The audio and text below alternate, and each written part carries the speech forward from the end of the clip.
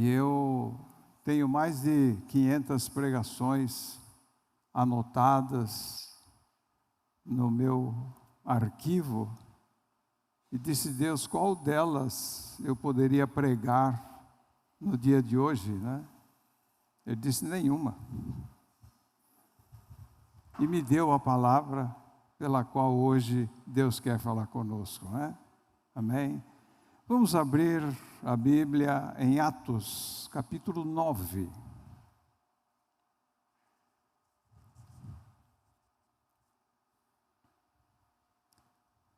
Se os irmãos quiserem ficar em pé, fiquem à vontade. Sentados, fiquem à vontade. E vamos proceder à leitura da palavra de Deus. Amém? Atos 9, de 1 a 6. E Saulo, respirando ainda ameaças e morte contra os discípulos do Senhor, dirigiu-se ao sumo sacerdote e pediu-lhe cartas para Damasco, para as sinagogas, a fim de que se encontrasse alguns deste caminho, quer homens, quer mulher, os conduzisse presos a Jerusalém. E vindo e indo no caminho, aconteceu que, chegando perto de Damasco, subitamente o cercou um esplendor de luz do céu. E caindo em terra, ouviu uma voz que lhe dizia: Saulo, Saulo, por que me persegues? E ele disse: Quem és, Senhor? E disse o Senhor: Eu sou Jesus a quem tu persegues. Duro é para ti recalcitrar contra os aguilhões. E ele, tremendo e atônito, disse: Senhor, que queres que eu faça? E disse-lhe o Senhor: Levanta-te e entra na cidade, e lá te será dito o que te convém fazer.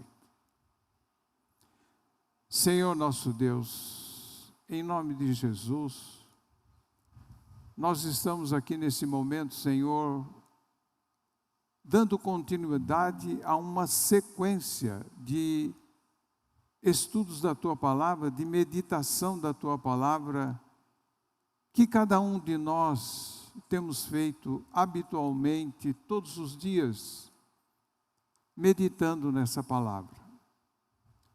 E hoje, Senhor, nós damos continuidade a isso, com um trecho que o Senhor escolheu para falar conosco. Por isso, Deus, me dá a Tua graça, e que o Teu Santo Espírito seja, através de mim, o preletor desta palavra. Amém? Pois bem, amados, nós vamos falar hoje sobre o perfil de um discipulador.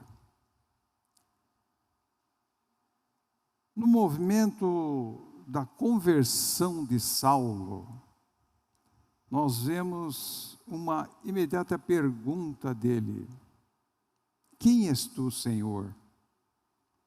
E ao receber a resposta, segue-se outra pergunta: Que queres que eu faça? É muito interessante nós observarmos o seguinte, amados. Saulo, respirando ainda ameaças e mortes contra os discípulos do Senhor, dirigiu-se ao sumo sacerdote para pedir licença para matar os crentes, para prender os cristãos, para interromper o processo de evangelização, de formação da igreja no seu nascedouro. E isso chama a nossa atenção.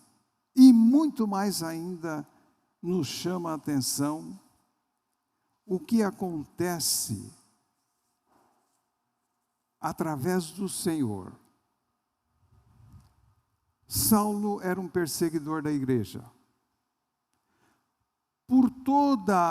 por todo o circuito de acontecimentos relacionados a esse fato, nós vamos ver que só tinha temor de Saulo, só tinha um julgamento.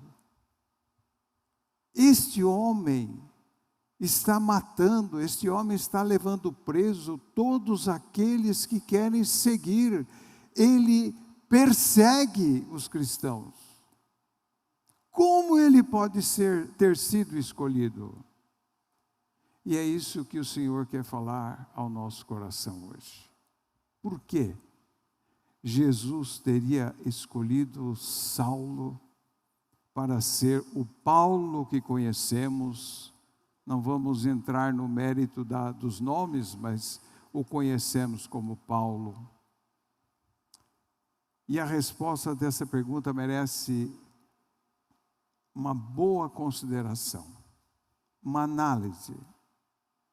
Começando a entender a palavra do Senhor. O que Deus tem colocado no meu coração é que nós, como filhos de Deus, como salvos em Cristo Jesus, temos que ter muita consciência do que aconteceu conosco. O que houve na nossa vida, nesse momento em que Jesus nos escolheu? Porque foi Deus que andou atrás de nós, foi Deus que correu atrás de nós, trazendo a sua palavra através de alguém. Não foi nós que fomos buscar, mas Ele despertou um motivo na nossa vida, através da sua palavra, da mensagem deste ou daquele, para que nós encontrássemos com Ele. Então nós vamos analisar com muito cuidado a resposta que nós damos, por que Jesus escolheu Paulo. A palavra de Deus diz que Deus considera o coração e não o exterior nosso. Deus vê o nosso coração. No processo de Paulo, de perseguição na igreja, Deus encontrou o que ele realmente precisava para fazer de Paulo um grande profeta, um grande missionário, um grande evangelista. É exatamente nestas atitudes, porque Paulo era um fariseu de primeira ordem. Ele era um fariseu, muito fariseu. Ele levava a sério tudo aquilo que era proposto pelo farisaísmo, o estudo da palavra, o entendimento da palavra. Ele era um homem entendido da lei. Entretanto, Jesus ao chegar, quebra muitos paradigmas da lei. Quebra o sábado, não podia fazer nada, mas Jesus fez milagre. Então, Jesus vem para trazer o povo judeu ao lado espiritual da vida, da forma de se viver em Cristo Jesus. O lado espiritual de Deus, e não o lado apenas de lei, porque a própria palavra de Deus diz que a lei não absorve, a lei condena. Mas Cristo veio para cumprir essa lei que só condena, para nos dar a liberdade perante Deus e sermos alcançados pela sua misericórdia. Então, Deus procura em mim e em você algo que Ele possa usar para benefício da obra dEle. E é isso que Deus propõe para a minha vida e para a sua vida, que hoje Ele quer mostrar a você que Ele busca em você 1, 2, 3 dons que Ele possa usar na sua obra. Desde o começo da minha conversão, eu percebi por mim mesmo que o que Deus me usaria seria para ministrar a palavra, para ensinar. E foi isso que aconteceu. O desenrolar da minha vida pastoral sempre girou em termos de ensino e proposta de transformação. Por isso, é importante nós entendermos que Deus encontrou em Paulo aquilo que ele precisava justamente para tornar Paulo um grande evangelista. Deus está olhando para você, para tornar você um grande evangelista, para tornar você um mestre da palavra, para tornar você um grande pregador das boas novas do Senhor. Amém?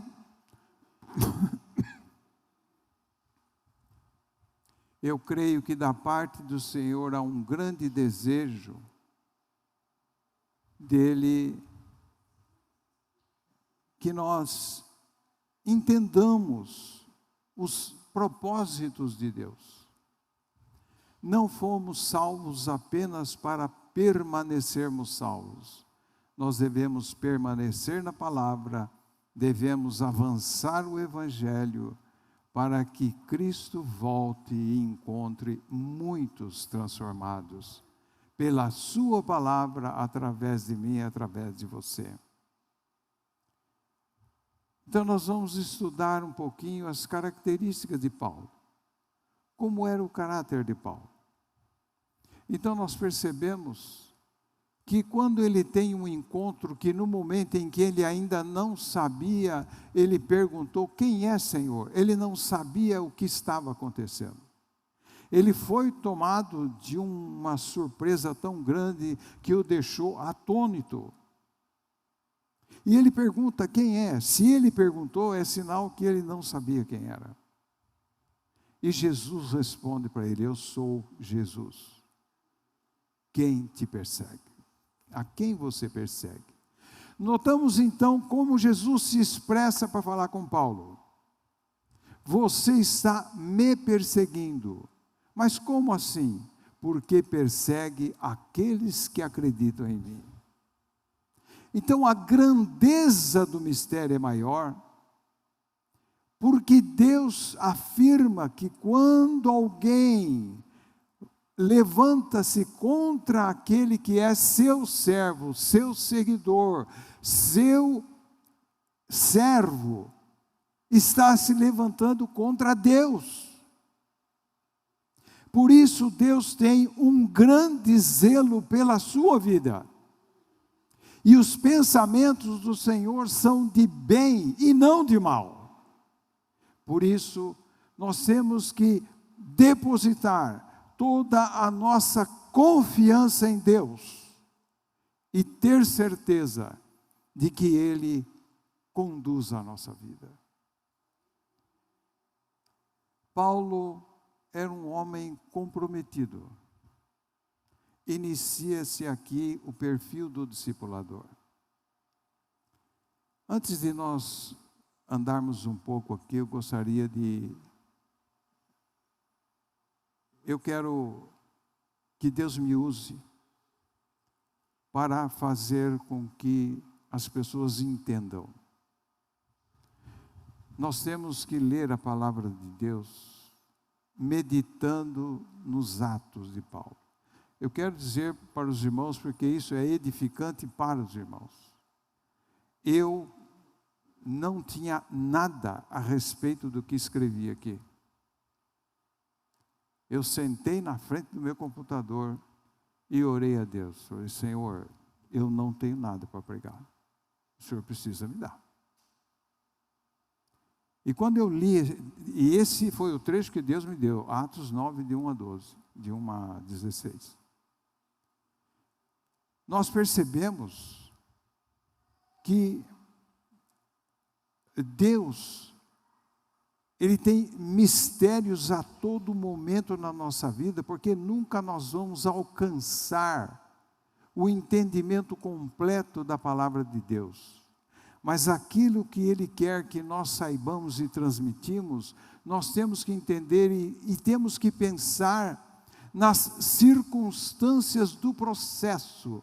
Você imagina um fariseu indo numa viagem a Damasco, buscar aqueles que eram do caminho, que não era para ele o caminho de Deus, que eles estavam tumultuando a lei, fazendo as coisas erradas. O que ele estava fazendo? Era mal ou era bem?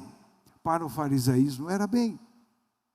Para a lei era bem, porque estava tudo contra aquilo que ele estava habituado a enxergar. Por que isso? Não porque há erro nisso ou naquilo, mas há uma condição agora, que ele teve um encontro com Deus. O aspecto espiritual da lei, o aspecto espiritual do processo de Deus, vem à tona, e essa é uma das mais belas,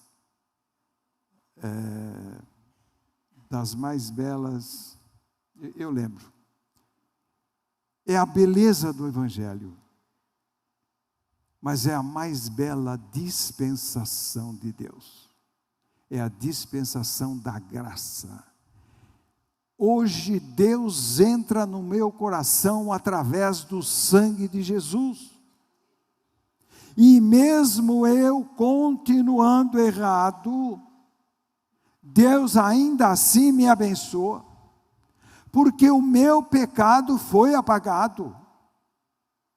Eu não posso dizer aos irmãos que eu não peco, eu estou toda hora errando, mas Deus não leva isso em consideração, porque o sangue de Jesus foi vertido na cruz do Calvário para nos libertar do pecado. Houve uma libertação do pecado. O pecado foi apagado na nossa vida, mas ele ainda existe. Ele está no mundo. O mundo jaz no maligno, mas nós somos separados pelo sangue de Jesus. Então, o que Deus quer é que nós entendamos aquilo que lemos. Há um propósito nisso. Então, a perseguição que Paulo fazia tinha nele característica de responsabilidade perante aquilo que ele era, perante aquilo que ele defendia. Portanto, o que nós temos que entender é que Deus vai rebuscar dentro de nós aquilo que Ele vai usar para o benefício da obra, porque Ele deu para apóstolos, outros para profetas, outros para operadores de milagres, outros para cooperadores da obra. Nem todos nós temos os mesmos dons. Cada um de nós precisamos identificar qual é o nosso chamado. Para que Deus me chamou? Isso sim compõe a perfeição da igreja. Tem pessoas que foram chamadas para orar. Tem pessoas que foram chamadas para revelar. Tem pessoas que foram chamadas para ensinar. Tem pessoas que foram chamadas para limpar a igreja, para limpar o templo. Todos diante de Deus têm o mesmo valor. Todos têm o mesmo valor. Agora nós olhamos as características que Paulo tinha. Paulo era um homem comprometido. Ele era comprometido com aquilo que ele fazia. Ele era um homem comprometido com a sua fé. Ele era um fariseu de fariseus. E ele seguia aquilo. Esta característica demonstra o quanto significa quando nós frequentemente dizemos e ouvimos que Deus chama aqueles que estão ocupados. Não é assim que a gente diz? Mas não para por aí, isso é uma conclusão. Qual é o fundamento disso? É que aquele que trabalha não tem preguiça, ele está preocupado em fazer alguma coisa, ele quer construir, ele quer edificar, ele quer servir, ele quer ser alguém, e é isso que Deus quer. Não é o fato de estar ocupado, é a razão por que está ocupado. Porque aquele que deita na rede e quer servir ao meu Senhor, né, não faz nada. Então, nós, como cristãos, conhecedores da palavra de Deus, temos que ter comprometimento com aquilo que nós cremos de realidade. É isso que tem que ser firmado na nossa vida. Essa característica mostra quem somos. Nós vemos que o Paulo era um homem comprometido, porque no decorrer das cartas que ele escreveu, ele fala muito de si mesmo, sem arrogância, mas indicando a sua preocupação e o compromisso, porque desde que ele foi convertido lá, no caminho de Damasco, ele jamais deixou Jesus até morrer. Até morrer. Ele não estava preocupado se estava dentro de uma prisão ou não. Ele escrevia as cartas dentro da prisão. E dizia incentivos, escreveu incentivos para aqueles a quem ele tinha comunicação. Por onde ele passou, ele deixou igrejas. Por onde ele passou, ele deixou a marca dele. Por onde nós passamos, nós temos que deixar a nossa marca. A marca de Cristo tem que permanecer lá. A marca de Cristo tem que permanecer aonde nós vamos. Então ele era um homem comprometido. Ele assumiu aquilo como uma verdade absoluta na sua vida e cumpriu todos os propósitos, porque se nós formos estudar mais a fundo a vida de Paulo, ele ficou algum tempo com os apóstolos, e ele foi orientado, ele estudava, ele foi estudioso, porque ali começou a nascer uma nova vida, um novo entendimento, porque agora a mente de Paulo está aberta pela conversão, pelo entendimento da palavra de Deus, e quando ele vai olhar o Torá agora, ele vai ver outro sentido lá. E isso é o que nós temos que entender. Porque fomos chamados. A minha conversão, ela não foi por acaso. Ela foi para fazer o que Deus fez comigo até hoje. Provavelmente tenha mais alguma coisa a fazer ainda, porque eu continuo à disposição dele. Jesus espera de nós que nós sejamos executores da obra, que nós sejamos comprometidos com a obra.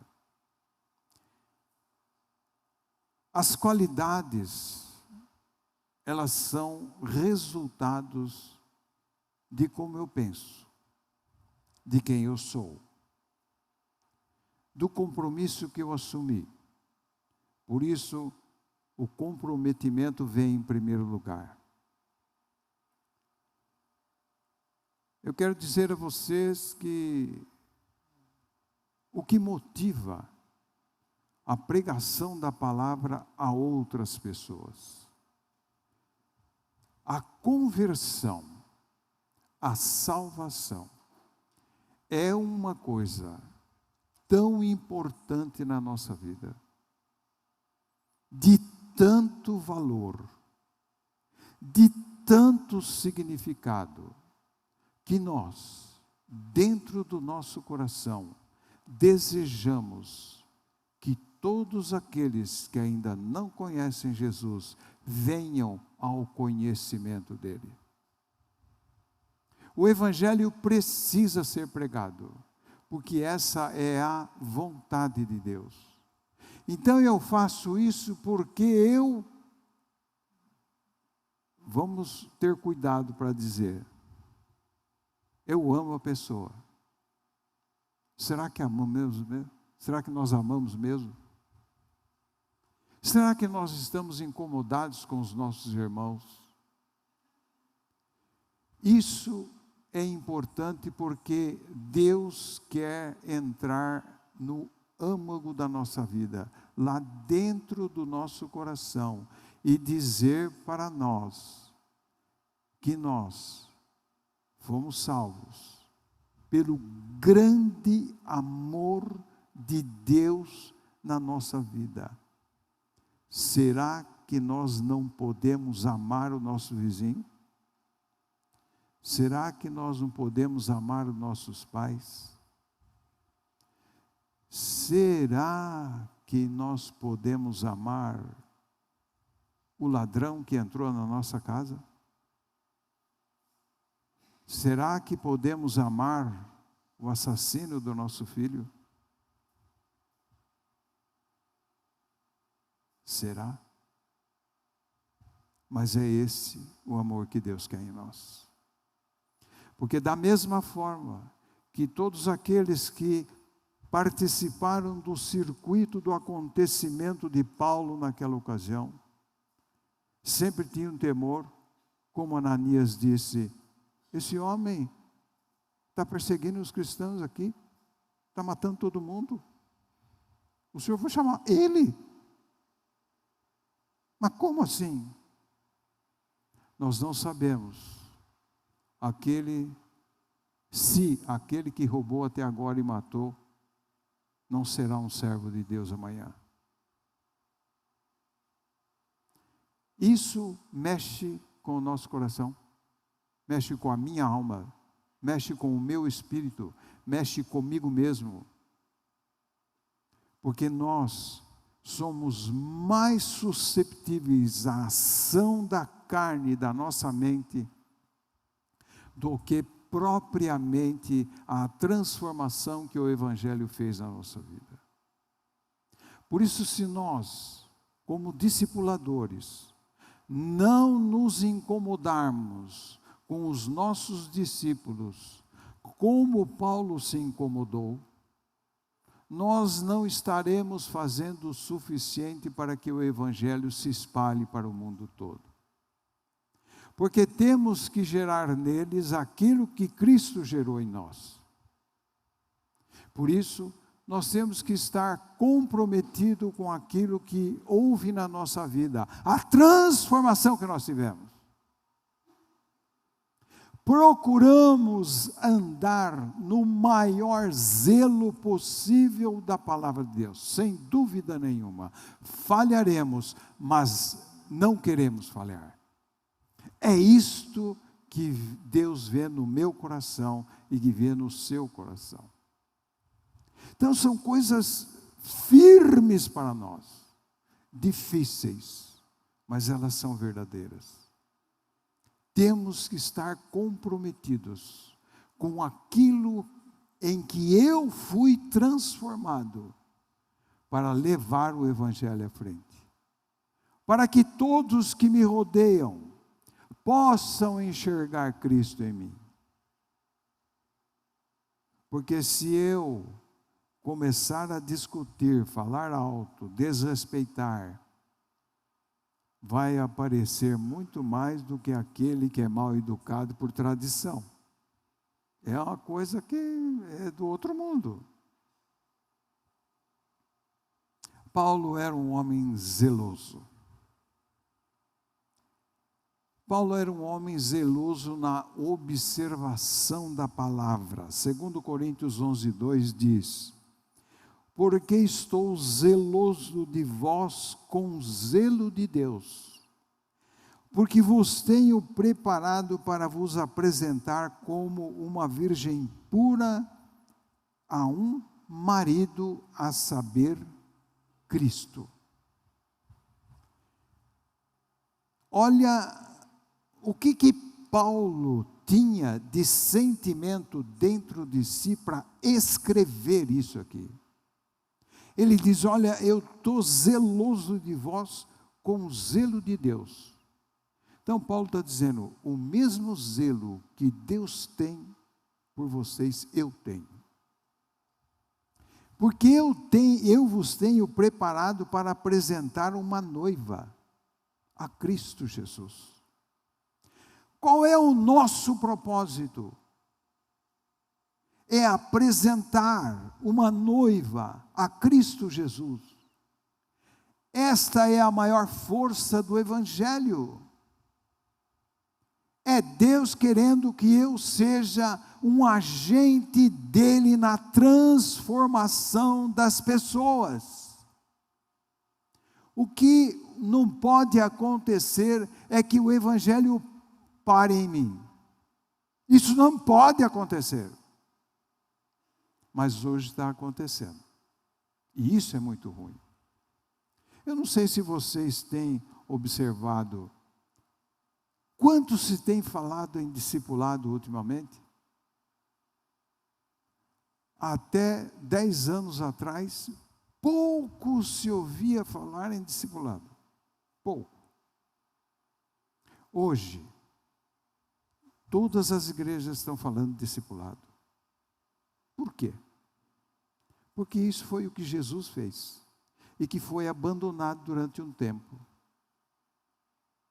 O nosso lugar hoje aqui é reunião, congraçamento.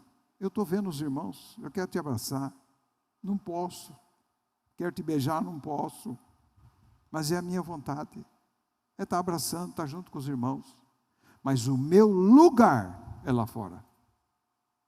Meu lugar é pregando o Evangelho. Eu, sempre que tenho condições que as coisas acontecem, porque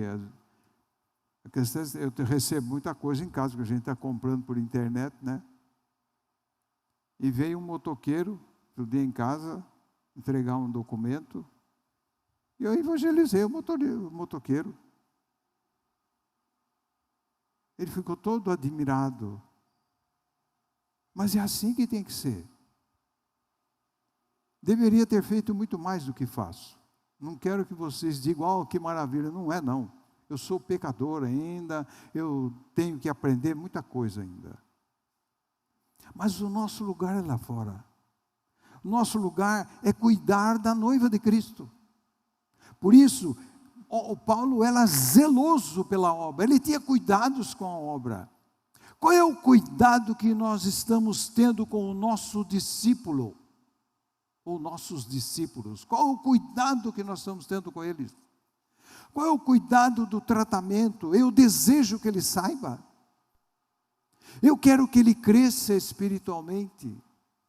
Eu quero que ele entenda a palavra de Deus como eu entendo, ou até melhor do que eu entendo. Este é o propósito de Jesus quando ele discipulou os seus discípulos. Porque nós não vamos encontrar na Bíblia a palavra discipulado, mas nós vamos encontrar a palavra discípulo. E na realidade, não fala assim discipulador, fala assim mestre. Está certo? É isso que Jesus fala. Dizeis que eu sou mestre? Bem dizeis, eu sou mesmo. E é mesmo. E nós devemos ser o mestre. Porque nós devemos ter tanto conhecimento da palavra de Deus que nós podemos desenrolar qualquer problema, qualquer nó na vida da pessoa. Isso é que nós devemos entender. Nós temos o poder de Deus nas nossas mãos, ou na nossa língua, ou no nosso coração, para transformar a vida das pessoas. Quem faz tudo isso? O Espírito Santo de Deus. Eu continuo carne, mas o meu espírito está bem com Deus. Paulo era zeloso no cuidado com as viúvas. 1 Timóteo 5,16. Se algum crente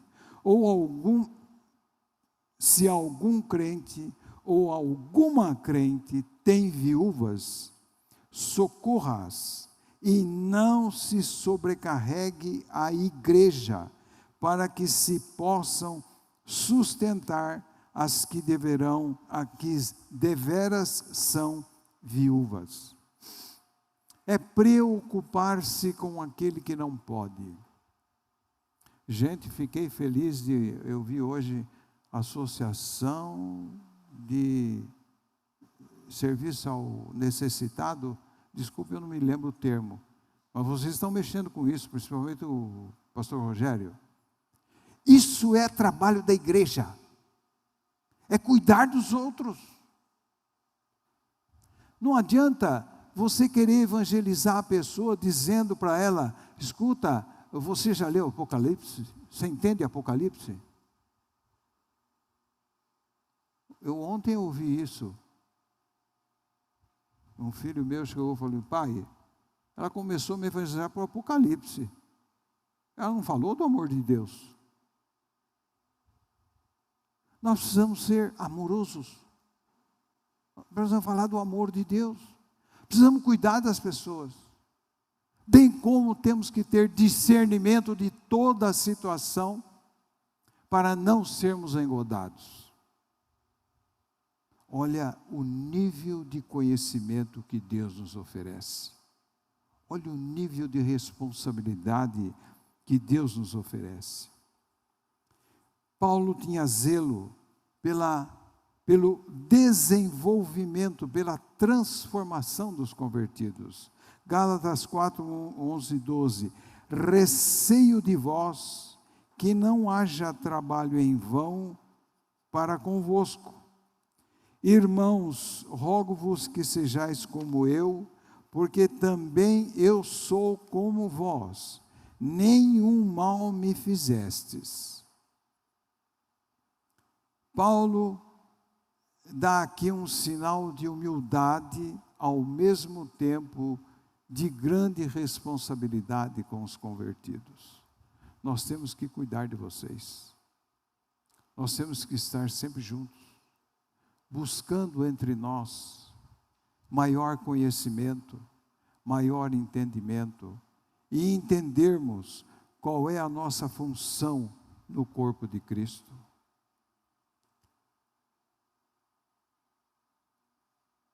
2 Timóteo 2, 22, 23, foge também das paixões da mocidade, segue a justiça, a fé, o amor e a paz com os que com um coração puro invocam o Senhor. Rejeita as questões loucas e sem instrução, sabendo que produzem contendas. Não é verdade? Adianta ficar discutindo se isso, se aquilo. O que nos interessa, o que nos pertence, é servir a Deus de todo o nosso coração. É procurar instruir na melhor palavra possível, no melhor entendimento possível, com coração puro, e que invoca o Senhor. Isso é o que Paulo propõe para nós. Ele é zeloso a ponto de dizer para eles: olha, não entram em contendas, não entram em discussão, que não levam a nada, essas coisas não funcionam. Se preocupem com a salvação de almas. Porque o dia que Jesus voltar, meus irmãos, nada de material vai conosco, nada. Vejam bem, eu não quero criticar nada, eu sou a favor de tudo que nós estamos fazendo aqui, eu sou a favor mesmo, sou mesmo. Eu acho que a gente tem, porque isso faz com que a gente alcance muito mais gente lá. Isso são ferramentas necessárias. Mas nós não podemos perder de vista a salvação. É isso que importa. Amém? É isso que importa. Porque a salvação acontecendo, atrás dela vem a instrução da palavra, vem o entendimento, vem o aperfeiçoamento da compreensão de quem é Deus e quem é Cristo, do que é a palavra de Deus para a nossa alma. Paulo tinha zelo com a ordem e saúde do corpo de Cristo. Ordem e saúde do corpo de Cristo. Primeiro, Tito, capítulo 1, 5, 14. Perdão, eu só pus um trecho aqui. Os presbíteros sejam irrepreensíveis, maridos de uma só mulher, filhos cristãos, hospitaleiros, sensatos, justos, com domínio próprio. Paulo tinha preocupação com a ordem da igreja. Ele tinha preocupação com a ordem do corpo de Cristo. Então, se nós somos pregadores da palavra de Deus, como é que está o corpo de Cristo que está sob nossos cuidados? Como que estão os irmãos? Eles estão evoluindo? Eles estão crescendo? Eles têm problema? Eles não têm problema? Como está acontecendo isso? Ele se sente apoiado? Eles têm tido experiência com Deus? Eles têm tido experiências na vida? O cuidado da palavra de Deus, o cuidado com o evangelho como um todo, com outras características que ainda virão, nós temos que ser uma família de que um se incomoda com o outro. Um se incomoda com o outro. O zelo pelas coisas, o zelo da vida. Aleluia. Paulo era um homem interessado no desenvolvimento dos seus discípulos. 1 Timóteo 4, 13 a 16 diz: persiste em ler, exortar e ensinar até que eu vá. Não desprezes o dom que há em ti, o qual te foi dado por profecia, com imposição de mãos do presbitério. Medita essas coisas, ocupa-te delas, para que o teu aproveitamento seja manifesto a todos. Tem cuidado de ti mesmo e da doutrina, persevera nessas coisas, porque fazendo isto te salvarás tanto a ti mesmo, como aos que te ouvem. Jesus escolheu você, porque Ele viu em você possibilidades.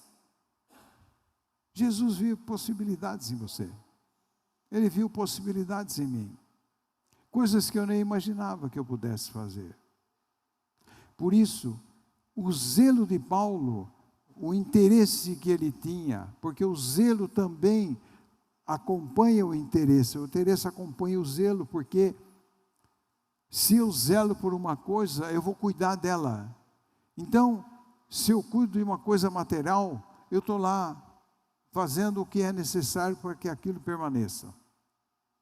Mas se eu cuido de pessoas, se eu cuido de gente, se eu cuido de servos de Deus, se eu cuido de homens e mulheres de Deus, eu tenho que me aplicar na vida espiritual de cada um deles, eu tenho que me aplicar no ensino da palavra, eu tenho que acompanhar, eu quero saber se ela vai indo bem, se ela não vai indo bem.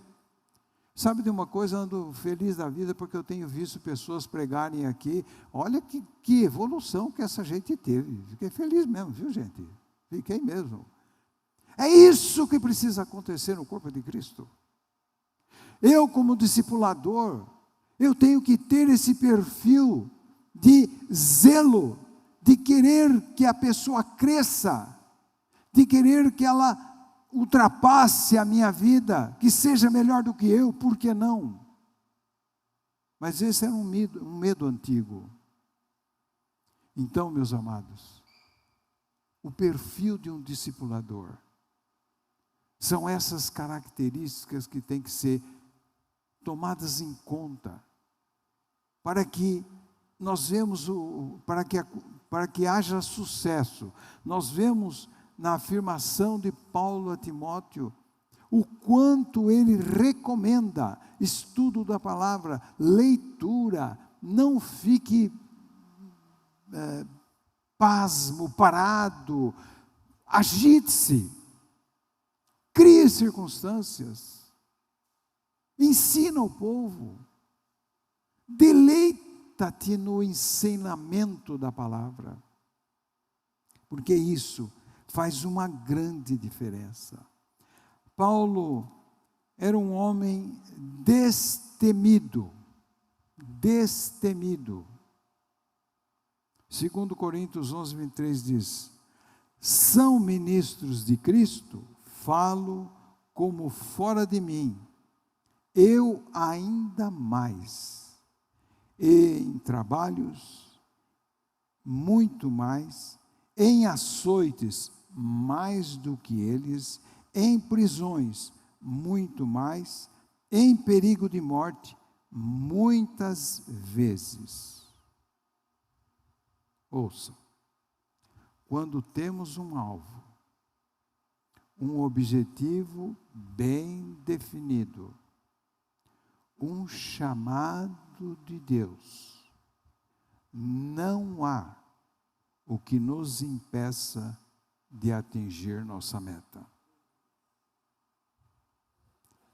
Paulo passou por muitas coisas muito pior do que eu passei e de que nós todos passamos. Mas ele perseverou até a morte. Paulo fez o que Jesus fez, foi até a morte. E Jesus diz para Ananias: eu vou mostrar para você o quanto ele há de sofrer pela minha obra. Percebe? Não tem promessa de mar de rosas. Você sabe quando você prova que você é um verdadeiro cristão? Quando você está no meio de uma tribulação e você não deixa Deus. Você pode até reclamar, pode até chorar, mas Deus continua sendo o seu Deus. Ele nunca negou a Deus, apanhou, foi transportado numa cesta fora dos muros, e ele mesmo diz: só nos espera açoites e aflições, cadeias, mas ele perseverou até o fim. Esse é um problema muito grande da atualidade, porque o crente está sempre orando para dinheiro. O crente quer ter carro, quer ter isso, quer ter aquilo, mas não tem a mínima preocupação com a palavra de Deus e nem o que aquilo forma e transforma a vida dela. Essa é a grande verdade. É proibido isso? Não, não é. Não é. Deus dá a quem quer. Deus dá a quem quer. E não entendo que eu estou criticando a riqueza. Não estou. Não estou. Deus tem me sustentado muito bem. Muito bem. Além do que eu mereço. E Ele sempre vai sustentar eu e você, além do que nós merecemos. Mas aonde está o meu coração? É esta a questão. Aonde está o meu coração? Porque nós vemos, eu ultimamente tenho visto muito isso, pessoas milionárias. Por exemplo, a história, não sei se vocês conhecem, a história da Colgate. O dono da Colgate, ele disse: Deus, se o Senhor me abençoar, eu te dou a 10ª parte. Deus abençoou e falou: agora eu vou dar a 20ª parte. Deus abençoou, eu vou dar 50 agora da minha parte. Até chegar um dia que eu vou dar 90 da minha parte. Alguém conhece a história? Você conhece? Conhece, né? Amém? foi isso. Não foi um homem milionário, rico. É isso. Não tem nada a ver riqueza com pobreza, não é esse o assunto. O assunto é servir a Deus. Em qualquer lugar que eu esteja, em qualquer situação que eu esteja. Não é pregar pobreza, não é isso. Isso, a vontade de Deus, na minha intenção, na minha vida, na minha compreensão, é que todos nós estejamos bem. Porque o pensamento dele é de bem, não de mal.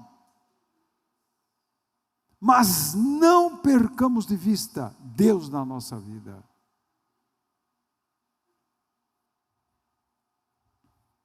Tem um livro de um chinês chamado Homem de Deus. Se vocês tiverem a oportunidade de ler, leia.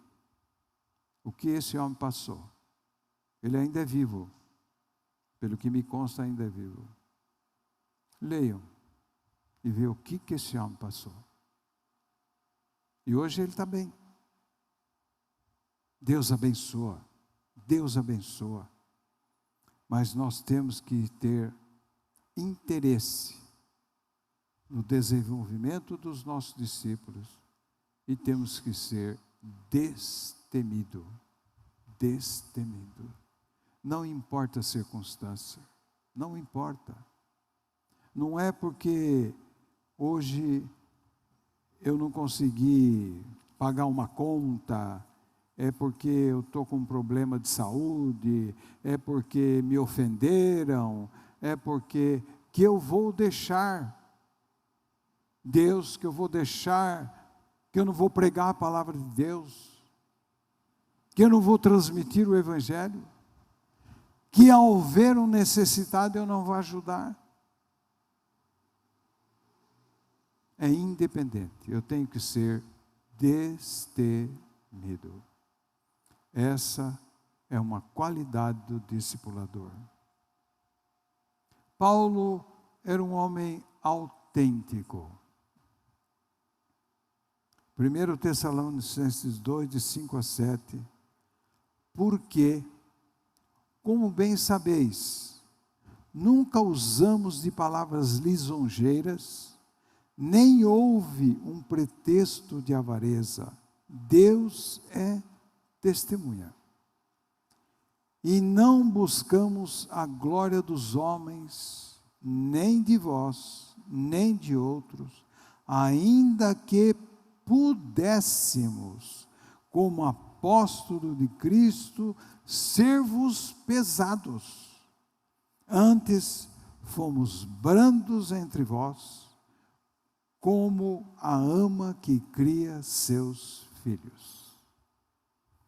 A marca da autenticidade está no comportamento de cada pessoa. Paulo demonstra isso na primeira carta aos Coríntios. Toda a carta de Paulo, ele demonstra essa característica. E eu quero dizer, irmãos, que Deus sabe do que precisamos. Deus sabe quem somos. Deus conhece as nossas falhas. Ele sabe do que precisamos, de que conserto fazer na nossa vida.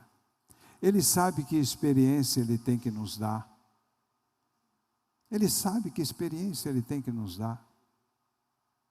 Algumas até difíceis. Será que eu suportaria tal coisa? Será que isso eu poderia passar por isso? Talvez. A gente não sabe.